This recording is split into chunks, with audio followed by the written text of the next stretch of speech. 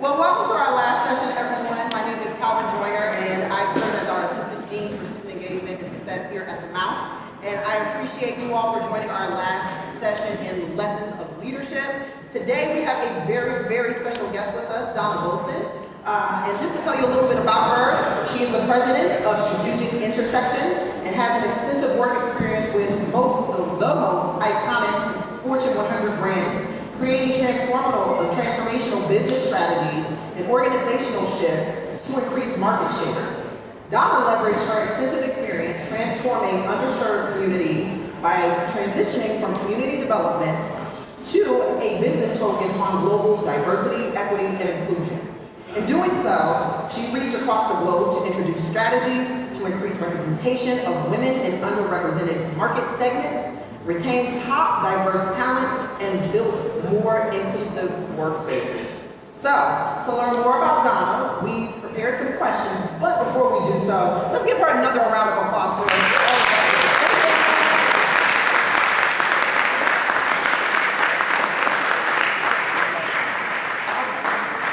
So first off, we're going to start with your background. So tell us a little bit about yourself. Tell us about your journey, but then also, if you could, for our students, please explain to our students what a career journey is and what your career journey was.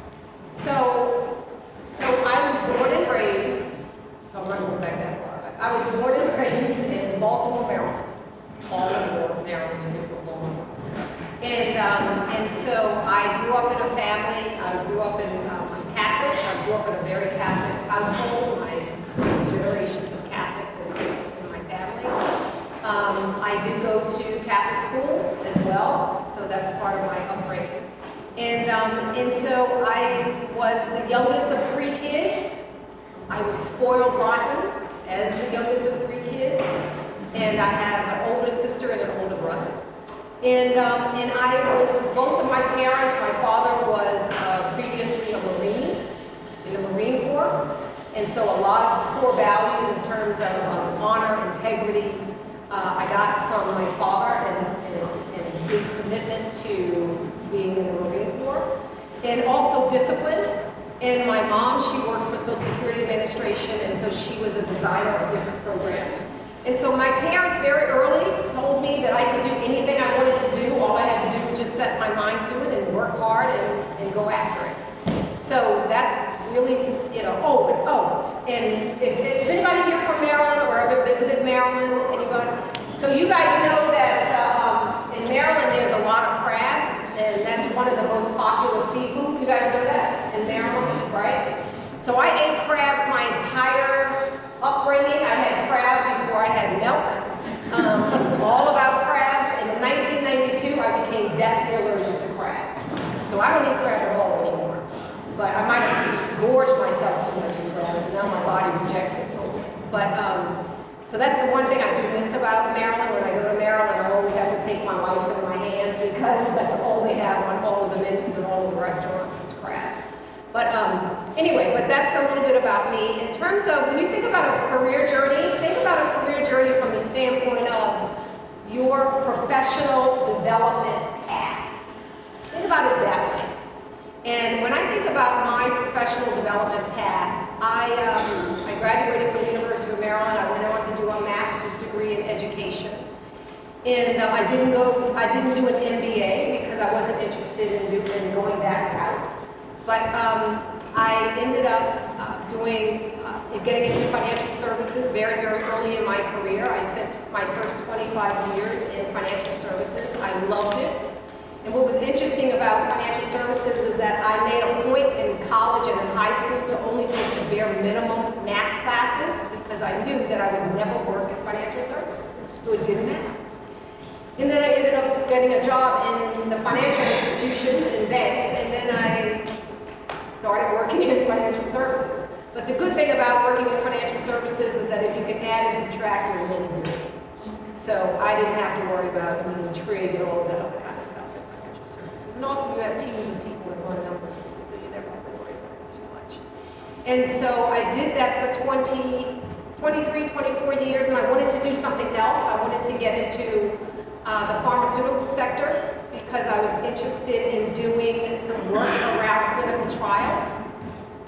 less than 1% of women and people of color are in clinical trials today. That's fact. And it doesn't matter which pharmaceutical company it is, less than 1% of women and people of color are in clinical trials. And I thought that that was crazy. So who in the world are in clinical trials if you're talking about breast cancer, or you're talking about colon cancer? I mean, who are in these clinical trials? So I was really interested in getting into the pharmaceutical sector and to really blow up clinical trials. So I ended up doing that. And then I retired from Johnson & Johnson in 2022. You'll hear that I am a planner. I plan everything. I know that there are things that you just can't plan because life happens. I get it. But anything that I can plan, I plan. I plan my jobs, I plan my promotions, I plan how much money I was going to make by a certain period of time. I plan everything. And so you'll see that as we continue to talk. Thank you for that. Thank you for sharing about your experiences and your background as well as your career journey. So next, let's shift gears and let's talk about skills and development. So one of the things that we emphasize here at the Mount is for our students to develop their skills, their talents, their strengths in order to prepare for the workforce. So tell us a little bit about your experience with the Fortune 100 companies you've worked with, and what skills would you say are the most important in today's job market with those Fortune 100 companies? So I'm going to preface all of the answers to all of these questions is that, and I say this with my kids as well, they're graduating from college, and I'm going to keep it 100. All right, I'm going to keep it all the way 100, and you may be comfortable with it, and you may not, but that's okay. We'll get over it. But I'm going to keep it 100. So the skills that are needed in corporate America today, in any job that you're going to be looking for, are these: strong communication skills, verbal and written. All right. Critical thinking. Can you think critically about a particular issue? Another, strong communication, critical thinking, problem solving. Can you solve a problem? Are you comfortable in white space? Oh my God, if I came in touch with one more intern that said, here's the problem, and they looked at me like, okay, what do you want me to do? I want you to solve the problem. Okay, how do I go about doing that? Wrong answer. So, problem solving skills, we want you to be able to take a white sheet of paper and fix a problem. You don't have to know all of the components to how you're going to fix it, but you need to know how to tackle a problem. You must know how to tackle a problem. I'm not taking anything away, present company excluded, but I don't know what's going on in some of the universities that we don't have these kids understanding problem solving, strong communication skills, verbal and written, critical thinking. Take the ear pods out of your ears. Critical thinking, listening skills, right? And I'm not so much impressed with the fact that you can do multitasking. I've looked at thousands of resumes. I'm not so much impressed that you can be on your earphones and you can be at your computer and you can be dancing and you can be working. I don't like that. Take the earplugs out, and I want you to be totally focused on what I need you focused on. Okay? I don't need you distracted. I have yet to meet even the brightest scholars with earplugs in, and then I give them a problem, and they haven't really fully heard what I said about the problem because they're not fully listening. You know how important listening is? Now let me talk about listening just for a second. Many people listen to respond. So that means you're not really listening because you're getting ready, I gotta have something smart to say. So you're not really listening. You're listening to respond. I want you to listen to understand. If you can master that, you'll be ahead of the curve. Listen to understand, not to respond. So many people respond. How many people have you heard that you've asked a question to and they respond and then they didn't really answer your question? Because they're listening to respond. Critical skills. Absolutely. Absolutely. I could go on and on. Those are some of the ones that are definitely critical skills. Absolutely, and they're important. And I would say also too, just the importance of making sure that, and this is going to be one of the questions that we ask, but definitely making sure that you bring authenticity, but you also make sure that you are still professional with that authenticity. So just to keep with that kind of idea that, what's the most dangerous behavior or trait that you've seen derail leaders' careers during your time? There's a lot that derail leaders. There's a lot of them. But here's the one that I see often, way too often, and that is, you don't listen to your team. If your team is telling you that this does not work for X, Y, and Z, and you don't hear them, that's a problem. You must listen to your team. You must listen to the stress that your team is experiencing. You must listen to what your team is saying is not working. You must listen to your team. Again, listen to understand, not to respond. You must do that. In addition, do not blame your team when you made the mistake. You made the mistake. Own it, wallow in it, swallow it. It's your mistake. Don't blame your team. Don't do the blame game. That's not what a leader is here to do. A leader is here to support your development, to coach you, to mentor you, to sponsor you, to make sure that you get to that next level. That is what your job as a leader is. Your job as a leader is not to keep your team down. Your job as a leader is to make sure that your team flourishes and grows and surpasses all of your expectations and theirs. That's what your job as a leader is. And to be accountable and let your folks innovate and create a safe space for your folks to innovate and try new things without fear of failing. Because if they fail, then they worry about, oh, I'm going to get fired because I did the wrong thing. No, that's not innovation. You create an environment in which your team can make mistakes. And if they can make mistakes, that means they can try new things. That's your job. Because during the pandemic, we didn't want people that were afraid of making a mistake at Johnson & Johnson. We didn't want you there. We only wanted people that wanted to live in the innovation space. That means you had to try and you had to fail. You had to try, you had to fail, you had to try, you had to fail, you had to try again. And we're not going to criticize you, and we're not going to fire you. We just need to get this right. Absolutely. So in business, we hear about the tension between fitting in and standing out. So how did you navigate that tension? Yes. So, it's interesting that you use the word tension. Fitting in and standing out. I would not say that it is tension. This is just the realities of work. This is just work. That's the environment that you're working in. So let's talk about fitting in for a change. Fitting in, you want to fit into your current work environment. You want people to see you as a colleague, as a peer, someone they can trust, right? So you want to fit in. You want to fit in. That's important. You want them to know that they can trust you, that they can confide in you, that you guys are working on a project together, and that you guys can work on this, and you can make mistakes, and you can fix it, and you can make it better. You want to fit in. You want to be able to, Donna, you want to grab a sandwich? Yeah, I want to fit in. So fitting in is important. Let's talk about standing out. I like standing out. I want to stand out. All right?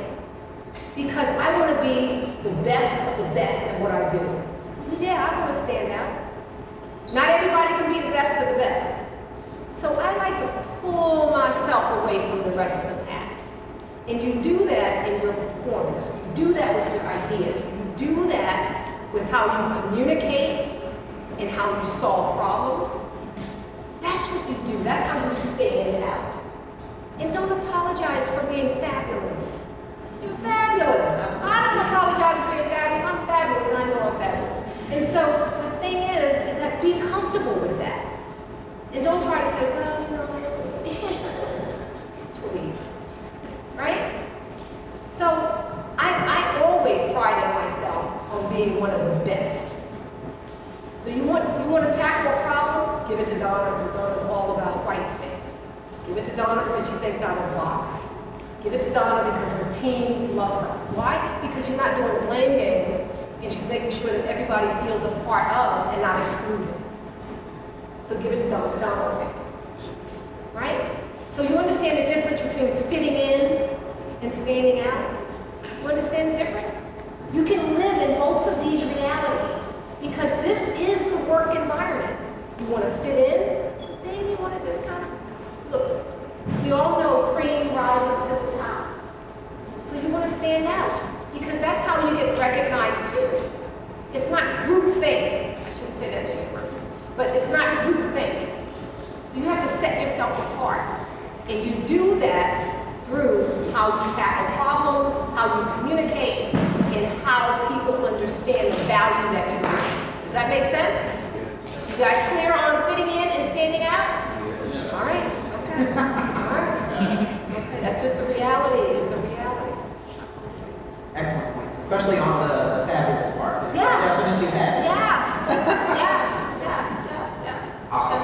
So we're going to switch gears a little bit, and we're going to talk about networking, sponsorships, and mentorship. So by a show of hands, how many of y'all enjoyed the lunch and learn and getting to know all of our great visitors and VIP guests and all of that good stuff? Great. So, Donna, Yes. in your opinion, Yes. how important do you think networking is in career advancement? Raise your hand if you ever want to receive a promotion in whatever job you're doing.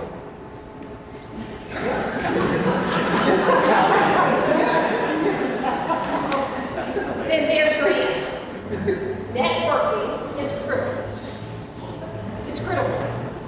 Networking and making sure that you're talking to as many people as you possibly can talk to get to know, to get to understand where they're coming from, where you're coming from.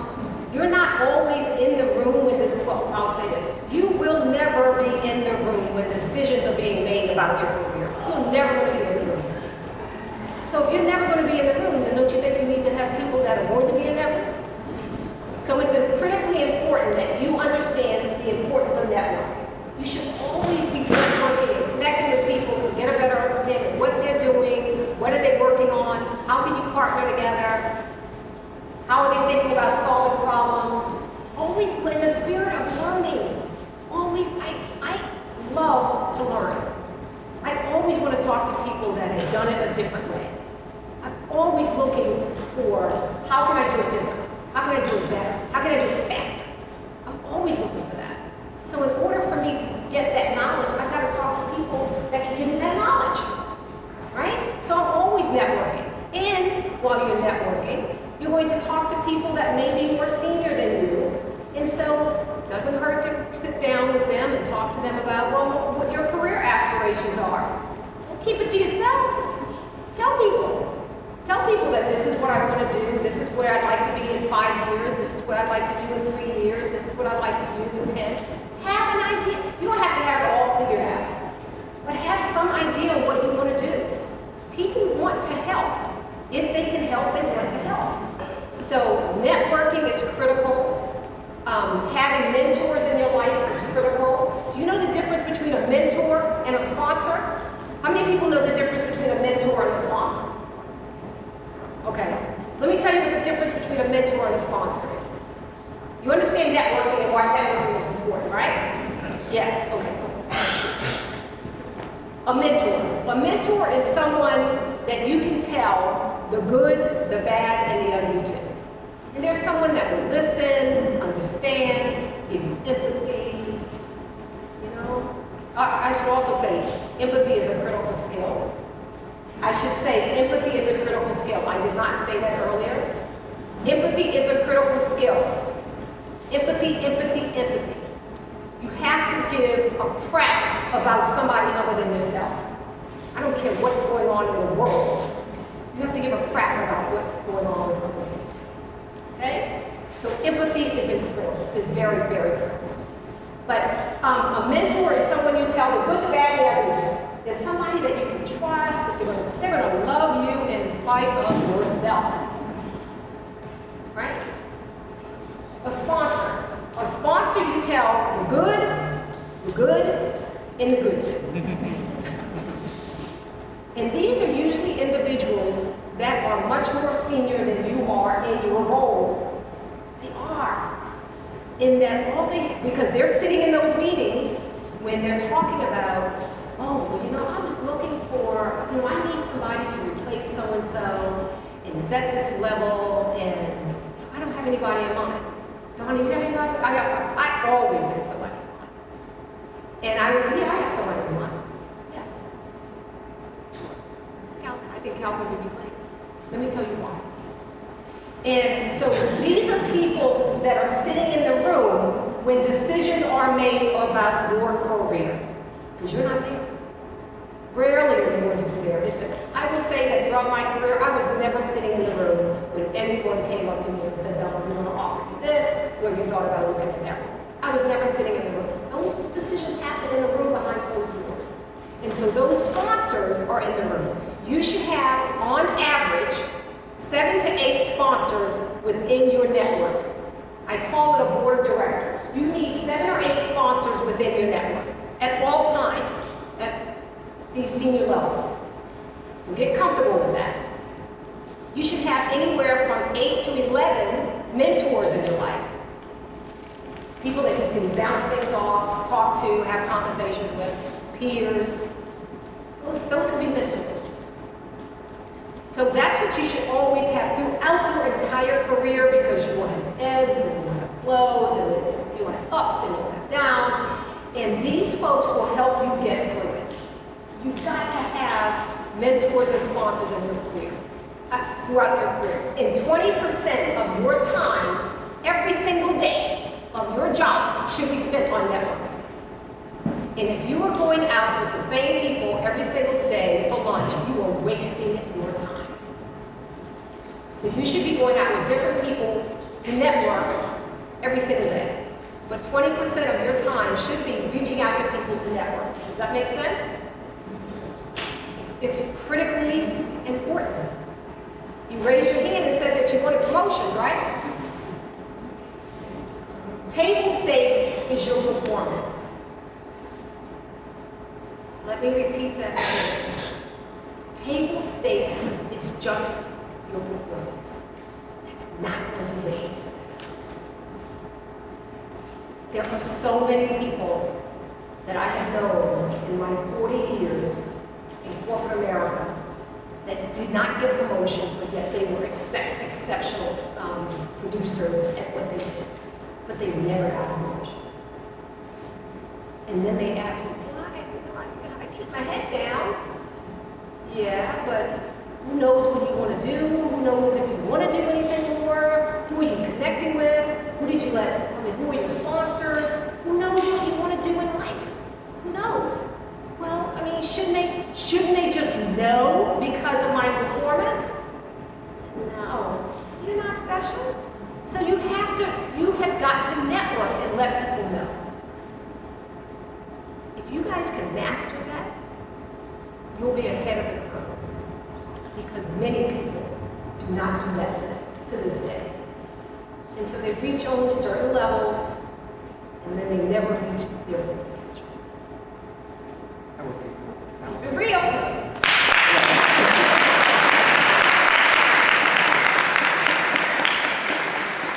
That actually answered like 3 of my questions. So we're actually going to shift gears, and I'm looking at Dean Polero, and I'm also looking at Marissa because it's our favorite topic, resumes. Ooh. So I want to see everybody's pen writing away all of this great information that you're about to receive, okay? So my question is, what would you say were the pros and cons pertaining to what an applicant should or should not include on his or her or their resume? I have seen thousands of resumes. And 4 years. Thousands of resumes. And I have to honestly tell you before I give you the pros and cons, I hate reading resumes because they're so screwed up. They really are. So let's talk about the pros for a second. First of all, a resume should not be more than 2 pages. A page and a half would be ideal. I know you want to tell it. You tell your mother all of that stuff. I'm not interested in it. I just want to know what you've done in your past roles or current roles that has allowed you to be successful, that will allow me to transfer those successes into the job that I'm looking for. So I want you to be very clear in your communication about what you've done that's been successful. Okay? I want you to also make sure, do not use one resume for every single job that you are applying for. If you are applying for 10 jobs, then you should have 10 resumes. Do not use one resume for 10 different jobs. It's only for one job. And you're going to tweak that resume to incorporate everything or skills that they're looking for in the current job that you're applying for. Does that make sense? Do not use one resume for 10 different jobs. I know it's quicker. If you do it on the phone, I get it. Don't. Make sure that you are tailoring that resume to the job that you're applying. Make sure. You're not lying on your resume. You're lifting up the areas that are critical for that particular role that you may not have highlighted in another resume or another job because it wasn't critical in that other job. So does that make sense? The other thing that I would say is that when you're thinking about doing your resume, make sure that your dates and your time frames, there are no gaps in your time frames. If there are a gap in your time frame, or there is a gap, then explain what the gap is. So that whoever's reading it doesn't make an assumption that, oh, they were just chilling for a year. No, you don't want me to think, right? Because I'm not going to call you if I think you were just chilling for a year.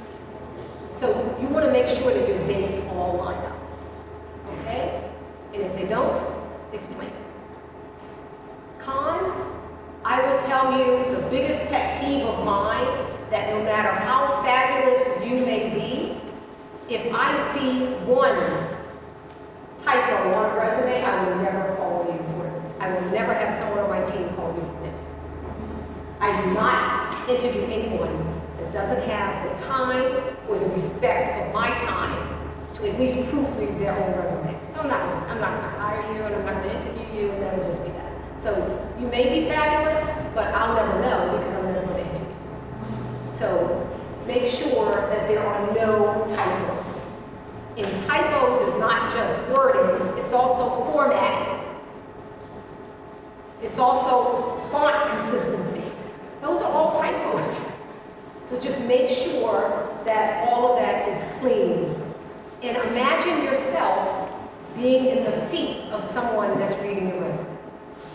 And so why should I hire you? I have 1,000 resumes that came in for a job. So why should I hire you? And I can screen through, my office will screen through those 1,000, and it might get down to 500, and then they'll screen through another. And I will say for me that because I'm an anal retentive person, and because I don't necessarily trust when I'm hiring for a particular position, that the person that is screening for my resumes is really going to know everything that's in my mind and how I would look at that individual. I do my own screening. And you might say, God, that's ridiculous. Yeah, it is ridiculous. But it's important that I might see something that My HR colleague will say, oh, that's not important, but I might see it as a transferable skill, so it might be important. So I will look at, I won't look at 1,000. I will have her narrow them down to at least 100 or 150, and I will read all 150. If I find in the first sentence a typo, I don't read it, so I don't end up having to look at 150 because I'd say about 30% of them are crap, so I never have to go through them. But that's just being 100% real with you. I've had so many of my colleagues say, "Oh, Donna, you're not really serious. You're not gonna interview this person," because I'm not going to interview. And there's a lot of people that feel that way. Because if you're already handing me something that isn't at the right standard, what are you going to do when you get in here? No, I think I'll pass. I mean, there's so many resumes, you don't have to tolerate somebody that's not taking the time to at least prove their own resume. Thank you for that. I saw y'all writing, so that's good. I saw a lot of note taking, so I'm happy about that. To allow time for our guests and our students to ask their questions, I'm going to ask you one question and I'm going to roll it. It's two questions and I'm going to roll it into one. So during your career journey, what is one piece of advice that you received? And then as our young leaders are preparing for their careers and future careers, what is a piece of advice that you would give to them? So, you know, if I was talking to my younger self, I would say, you know, don't take everything so seriously. You know, you'll graduate, you'll get a job, it'll be a good job, you'll get promoted. If you set your goals and decide what you want to do and you put a path together, you'll meet your path. Just don't sweat the small stuff. Just let it go, because at the end of the day, a lot of it is just small crap. And so I would say, just stay focused. Stay focused on what's most important to you. Stay focused on what your career path is. Focused on the people that you need to have in your life to help you get there. Stay focused. Stay focused, but you're going to have setbacks. That's just life. You're going to have setbacks. The one thing I will say with a setback is do not allow the setback to define who you are as a human being. You will have setbacks, I can guarantee it. But don't allow that to make you say, oh, I'm not going to try anymore. Just get up and put one foot in front of the other. You know, I say, you know, I've said to people that have had setbacks, it's like, you got 24 hours to cry this out. That's it. So, in 48 hours, you're going to get back on that horse and figure out what you're going to do next. You got 24, I'll give you 24 hours. It's just, you got to keep it moving. You have to keep it moving. And so I would say also what's been critical is, as I mentioned earlier, is sponsors. I would have never received the amount of success that I had in my life, and financially, and personally, without having a lot of sponsors in my life, and people in my life that saw something that I didn't necessarily see for myself, and they reached out their hand and said, you know what, have you thought about doing this? No, why would I even think about that? You need to think about this. And so, it's been something that I didn't even know starting out 40 years ago, but I learned it very quickly how critical they are. And so I would say, take to heart the mentors, the sponsors, the networking, take it to heart. That's the only way you're going to grow. That's the only way you're going to see your promotions. That's the only way that you're going to reach those goals that you set for yourself. And I would say, and don't let people define your success. And that includes your family. Don't let them define your success. You know how many people will always be here to tell you that you can't be successful, largely because they weren't? I tell people, just exit them out of your life. Stay focused. And surround yourself with people that are going to support you. That's what you have to do. Surround yourself with people that are going to support you. There are way too many followers in this world. Way too many followers in this world. We don't need your generation to be the goes. We need your generation to be leaders. We need leaders. We have way too many followers. Does that help? Donna Wilson, everybody. Let's give her a round of applause.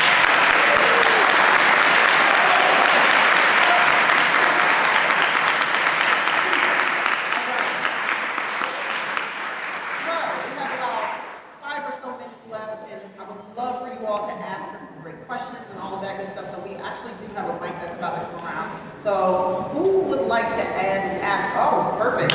Stand. Please tell, when you stand, please tell your name, your major, and then please ask your question. Thank you, Bobby. So, my name is Ethan Castro. My name is Ethan Castro. I'm a psych major and a freshman. So, my question for you is, as a businesswoman, what is your biggest regret in regards to your business? And would you change that regret? If so, how would you change it? Or would you keep that regret for the sake of learning?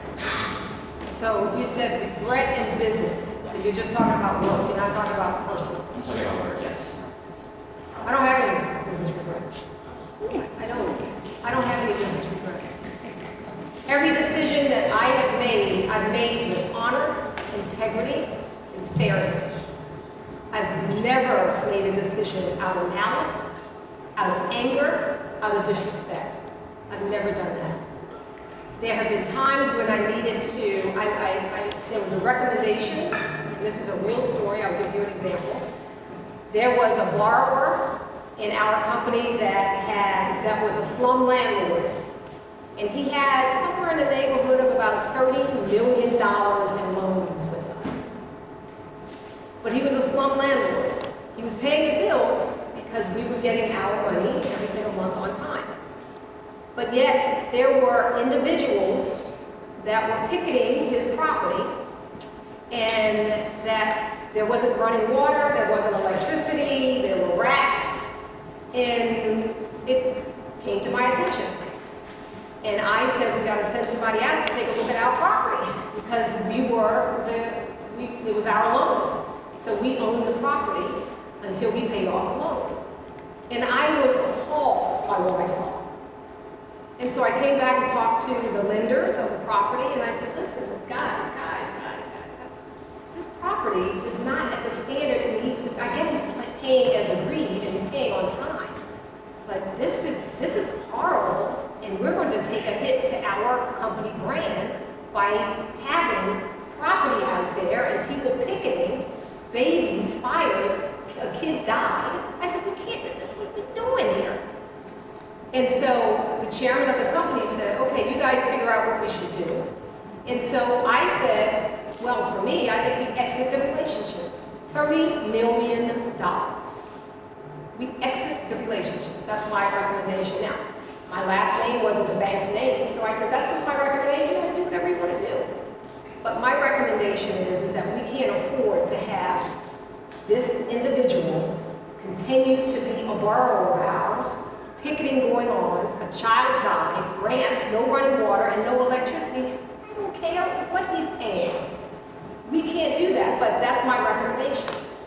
My colleagues thought I had lost my mind. They said, Donna, you know how much money we make from this $30 million every single month? I said, then keep the loan. But if you ask me my opinion. And the chairman had to make the decision. So we presented our argument. I presented what I presented, they presented what they presented.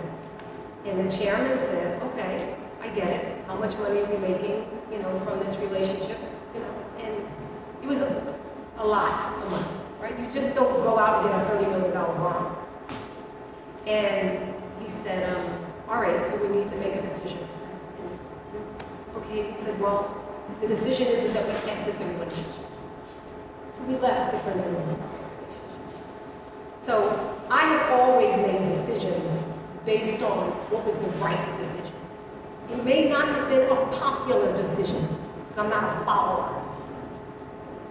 I make decisions based on the right decision for the company, the right decision for our employees, the right decision for all parties concerned. Did I become liked by the borrower? No, but I don't care. I needed to make the decision that was in the best interest of the company, and that's always been my reputation. And I was comfortable standing all by myself. And if you're going to be a leader, get comfortable standing by yourself. Like I said, we've got way too many followers that are packed together. Be comfortable standing by yourself and always make the right decision. That's what a leader does.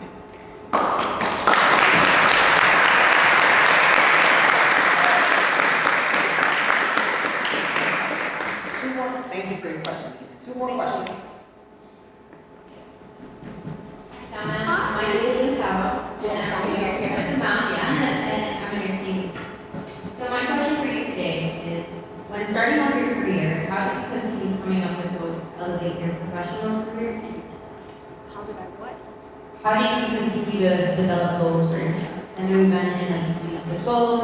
How did you continue to elevate your life? Well, every time you get another promotion, or I met that dollar amount in terms of what I wanted my compensation to be, you had to go back to the drawing board and you had to create new goals. So I just sat down and created new goals.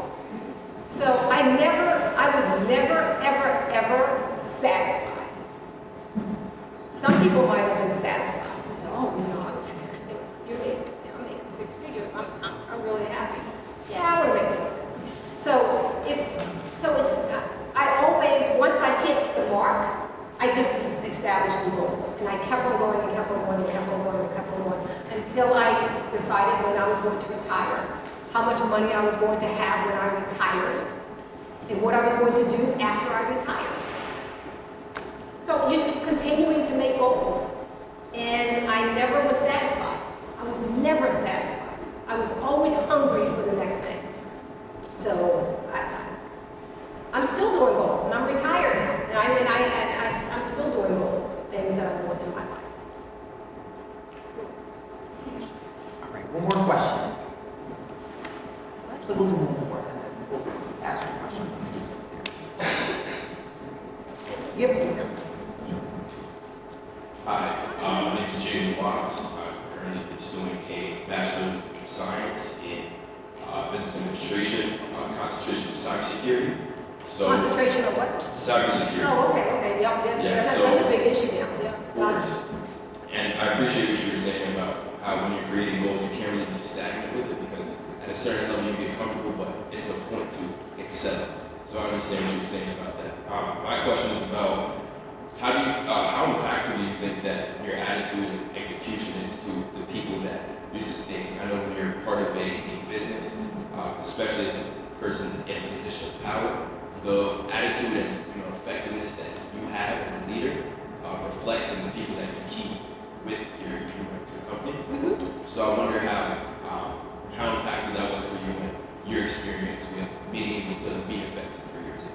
Yes. Great question. They're all great questions, like I said. So, attitude. Attitude is so critical. All right, so let me just talk about myself for a second. So, I didn't want any naysayers on my team. I don't need any naysayers on my team. I live in the innovation space. I don't want anybody trying to figure out how not to do something. I only want type 1 personalities, type A personalities. I want people that want to figure out how to get it done. I don't want anybody that's interested in complacency. I want people that are hungry. I want people that want to figure it out. I want people there when the lights turn on. I want people there when the lights go out. They're rewarded handsomely. But I want to know that they have a great attitude to just do more. That they're never this, oh well, I have 3 goals that I have to do this year that are on my list of goals, and so I don't want to be given anything else. No, I don't want to work on it. Because it's just not real. I want people that have a great attitude, that want to excel, that want to be leaders, that are not afraid to speak up. I want people, obviously it goes without saying that you have to be respectful. There's, you can't yell and scream. Even if I want to yell and scream, you can't yell and scream. I have a poker face after 40 years, because sometimes you can look at my face and go, you got to be out of your mind. So I have a poker face. But at the end of the day, I want people that come in with the right attitude, that want to excel and want to learn. I gravitate to people that are hungry for knowledge. That's what I gravitate to. And people want people that are working for them, that are not looking at the clock. Am I going to get my 15-minute break? You'll get your break, right? But we're interested in people that are really looking to go above and beyond. Those are the people that get the promotions. Those are the people that we promote. Those are the people that we talk about when the doors are shut. Those are the people that are hungry to learn, that are hungry to get to that next level. Those are the people that I have surrounded myself with throughout my entire career. There are no naysayers. I didn't have naysayers. And if you were a naysayer because I adopted a team that I came into, I got you out. I'm not going to do it. Does that help answer your question?